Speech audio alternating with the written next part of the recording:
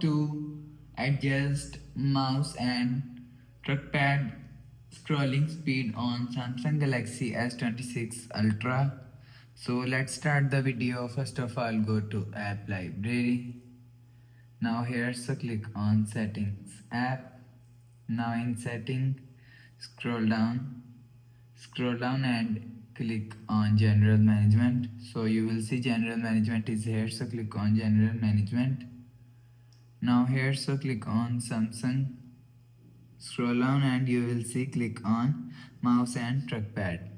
So after click on mouse and trackpad, so you will see, so if you want to adjust mouse and trackpad scrolling speed, so you will see scrolling speed is here. So if you want to adjust, so you will increase or decrease slow and fast scrolling speed from here. So after adjusting, go back to home screen, refresh phone. So that's how you can adjust mouse and trackpad scrolling speed on Samsung Galaxy S26 Ultra. So if you like the video, please subscribe. Thanks for watching.